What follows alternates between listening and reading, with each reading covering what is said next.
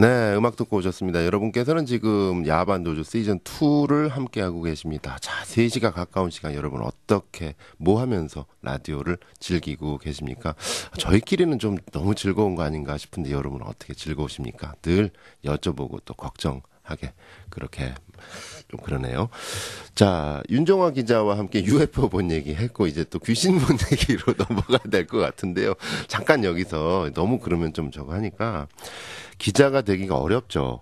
네, 그렇습니다. 그 윤종화 기자님은 이제 공채죠, 공채. 예, 그렇습니다. 예, 그 경쟁률이 어떻게 됐었어요, 그 당시에? 당시만 200대 1이 넘었던 200대 1. 알고 있습니다. 200대 1을 뚫고 시험은 뭐 왔어요? 시험은? 시험은 이제 토익 뭐 이런 거 서류 있어요? 전형, 서류 전형 기본적으로 이제 그런 것도 다 서류 전형에 들어가고요. 토익도 나오고. 네. 토익 몇 점? 토익 몇 점? 그때 뭐 900점 조금 넘었어요. 오, 진짜? 예. 귀신 본 얘기로 이제 넘어갈까요? 어쨌든 예. 토익 900점, 자, 900점 이상을 넘고 또 200대 1의 경쟁률을 뚫고 기자가 되신 네. 윤종화 기자님의 귀신 본 얘기. 야, 자, 한번 해보시죠. 예, 제가 여러 차례 이런 좀 신비한 경험을 했습니다. 네. 뭐 제가 뭐 특이한 사람은 아니고 나온다.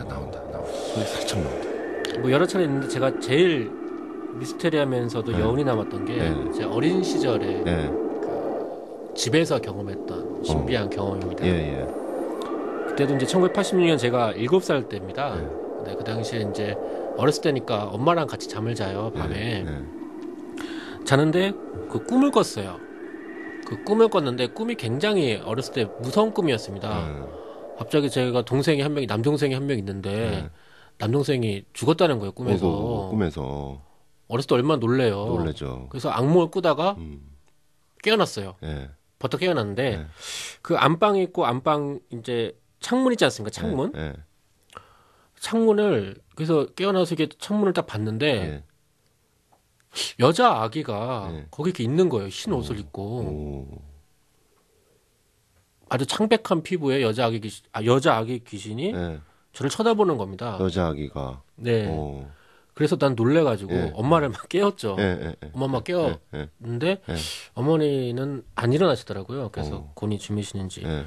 그랬더니 다시 이제 창문을 봤는데 그 여자 아기 귀신이 나를 좀 이렇게 좀 째려보더니 예. 이렇게 싹 고개를 돌리고 사라진 거예요. 오. 그래서 그 다음날 아침이 됐어요. 예. 그 다음날 아침이 돼서 그 엄마한테 얘기를 했죠. 예. 아니 엄마 내가 어제 귀신 봐가지고 깨웠는데 엄마 왜 안 일어났냐고 했더니 어머니가 그 방긋 웃으시는 거예요. 그러면서 우리 아들 그랬어 이러시더라고요.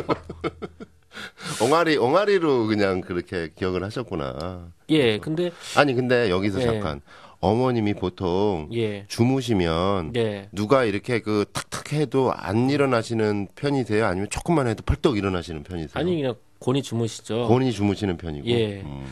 그래서 그때 이제 7살 때 상처를 받았어요. 뭐냐면 상처를. 나는 정말 봤는데 엄마가 내가 어리다고 내 말을 안 믿는구나라고 생각을 했어요. 이때도 7살 때였구나. 예, 그러니까 7살 UFO 때. 본 때도 7살 때, 예. 귀신 본 때도 7살 때, 예. 아무도 안 믿고 네. 주변에선. 네. 그래서 이것도 마음속에 묻어두고 있었는데 묻었구나. 예.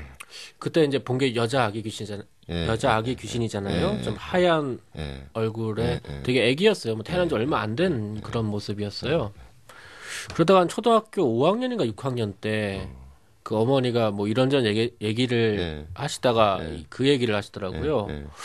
사실은 종아야, 원래 네 위에 누나가 있었다. 아. 근데 태어난 지 얼마 안 돼서 죽었다고. 그럴 수 있어요. 그럴 수 있어요. 그런 일들이 있어. 옛날에는 진짜 그런 일들이 있어. 그러니까 뭐 그러면 예. 이제 와서 생각해 보면 어머니가 아시고도 대략 뭔지 아시고도 모른 척 하신 거네. 예, 그 당시에. 아마 뭐 그 애기 귀신은 좀 글쎄요. 엄마랑 같이 곤히 있는 우리가 부러워서 네, 그렇게 그때 굉장히 째려봤거든요. 그랬구나. 셈이 났는지. 어쨌든 어머니도 아셨는데 괜히 예. 어쨌든 뭐 윤종환 기자가 뭐 이상한 사람은 아니네요. 일단은. 네, 예, 이상한 아이는 아니었네요. 예. 또 뭐 봤다면서요? 또 이제 본 것보다는 굉장히 이제 기자 생활을 하면서 기자 생활하면서 예, 이제 신기한 가서. 경험들이 예, 좀 있습니다. 예. 제가 2007년에 이제 수습 기자 생활을 합니다. 네. 그러면 수습 기자 생활을 하게 되면 이제 주로 이제 사건 사고를 취재를 하게 됩니다. 그래서 이제 밤늦게도 경찰서에 가서 예. 그 여러 가지 사건 일지를 이제 보고 취재도 하고 이게 기사를 쓰게 됩니다. 네. 그때도 아마 2007년 여름쯤인 것 같습니다. 그때 제가 수원 중부경찰서를 출입을 할 때입니다. 네. 그때 그 밤에 경찰서에 들어갔는데 그 자살한 사건이 있는 거예요. 자살 사건이. 그래서 그 이제 육하원칙 사건 일지를 적고 이거를 이제 정리를 해서 기사를 뭐 간단하게 써야 되잖아요. 그래서 이제 그 당시에 이제 그 제 수첩에다가 그 사건을 적어야 돼요. 볼펜으로. 근데 이거 아무래도 글씨가 안 나오는 거예요. 막 침을 묻혀서 볼펜을 쓰고 막 이래도 이게 안 써지는 거예요. 수첩에. 볼펜을 바꿔야죠. 아니 그 당시 너무 이상한 거예요. 잘 나오던 게. 그래서 결국 그 사건을 못 썼어요. 시간이 안 돼서. 근데 특이하게 어쨌든 그 기사를 못 쓰게 될 정도 시간이 지난 다음부터는 볼펜이 잘 나오는 거예요. 그래서 그 다음 날 아침에 선배가 물어보는 거예요. 야, 이런 사건이 있는데 왜 기사를 안 썼냐. 그래서 한번 이상하다고 제가 사건이 있었는데 그 볼펜에서 잉크가 안 나와서 이게 사건을 못 썼다고. 또 선배님 막 화를 내시면서 너 앞으로 플러스 펜 쓰라고. 볼펜 쓰지 말고.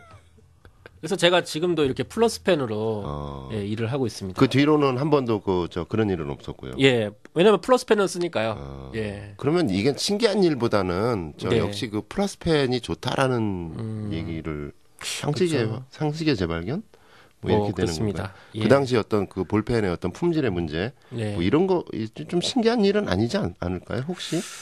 윤종화 기자는 지금도 그러면 마음속에 한 1%가 그 당시 자살한 사람의 뭔가가 나로 하여금 기사를 못 쓰게 했다. 뭐 이렇게 생각을 하시는 마음이 좀 있는 거죠, 사실은? 뭐 참 신기하다. 그 당시에는. 예. 그러니까 볼펜이 원래부터 좀 안 나오는 거에서 모르겠는데. 그러면 얘기가 되려면 그 당시 그 기사를 취재했던 모든 사람의 볼펜이 안 나왔어야 되는데. 예, 제 볼펜만. 윤종화 기자 볼펜. 그럼 혼나지.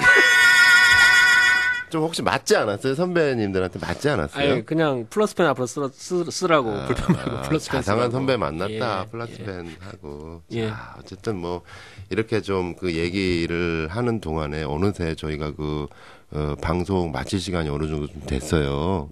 자, 오늘 이렇게 귀한 얘기를 사실 해주셨는데 기자로서 또 용기가 많이 필요하시잖아요. 어떤 기자가 또 이렇게 설령 UFO를 봤더라도 나 UFO 봤어, 너 귀신 봤어, 뭐 볼펜 안 나와가지고 뭐 취재 못했어 이런 얘기를 당당하게 하실 수 있겠어요. 참 용기 있게 하셨는데 그런 의미에서 기자분들은 어떤 노래를 좋아하실까 이런 것도 사실은 좀 평소에 궁금했어요. 오늘 마지막 곡은 윤종화 기자가 이 시간 듣고 싶은 곡, 신청하시는 곡 이거를 한번 찾아볼게요. 어떤 노래일까요? 예, 잠시 좀 끊어요. 아니 괜찮아요. 우린 끊지 않고 그냥 얘기해도 돼요. 괜찮아요. 생각하고 뭐 이런 거 생각 없으면 또 준비된 곡들 많으니까 우리. 아 그래요? 근데 저도 이제 평소에 많이 듣는 노래도 좀 많은데 이 시간에 이 새벽 시간 야심한 시각에 그 어울리는 노래가 뭘까? 저도 참 고민이 좀 되네요. 근데 저도 이제 청소년 시절에도 이제 심야 라디오를 가끔씩 듣고 그랬던 게 있어서 저는 그 당시 좀 세대가 비슷한지 모르겠지만 그 델리 스파이스를 굉장히 좋아했어요. 델리 스파이스. 예. 차우차우. 예, 차우차우. 엔진을 켜줄게. 뭐 이런 노래. 그때 또 참 좋아했던 노래가 너의 목소리가 들려. 너의 목소리가 들려. 요즘 또 드라마로도 많이 나오고. 예. 근데 그때 그 심야 라디오를 들으면서 뭐 했어요? 그 뭐 야간 자율학습 뭐 이런 거 했어요? 공부했어요? 뭐 그렇기도 하고요. 뭐 어떤 일? 그러니까 궁금해서요, 진짜. 라디오 들으면서 그 당시 청소년. 그 당시는 라디오 들으면서 야간 자율학습하고 그런 것들이 많았었으니까요. 원래는 야간 자율학습 시간에 라디오 들으면 안 되는데, 그죠? 그렇죠. 뭐 이어폰 끼고 하는데 누가 알겠어요. 알겠습니다. 네, 끝으로 윤종화 기자가 청해주신 델리 스파이스의 너의 목소리가 들려 끝곡으로 들려드리면서 저는 여기서 인사드려야 될 것 같습니다. 지금까지 프로듀서 노광준이었습니다. 야반도주 시즌2는요, 여러분들의 사연을 늘 애타게 기다립니다. 그리고 우리 윤종화 기자님처럼 꼭 놀랍고 신비한 얘기가 아니라 할지라도 삶의 진지한 얘기, 속 깊은 얘기를 나누고 싶다 라고 하시는 분들은 100원의 정보 이용료 들어가는 샵0999 문자나 또 카톡 플러스 친구 맺어주셔서 신청하시면 저희가 적극적으로 모시도록 하겠습니다. 야반도주 시즌2의 사연 많이 보내주시길 바랍니다. 100원의 정보 이용료 들어가는 샵0999 문자 또는 카톡 플러스 친구 경기방송 친구 맺어주셔서 사연 남겨주시면 저희가 다음 날이라도 그 다음 날이라도 꼭 하나라도 놓치지 않고 그 마음을 받아 안을 수 있도록 하겠습니다. 자, 야반도주 시즌2 내일 이 시간에 다시 뵙겠습니다. 여러분 고맙습니다.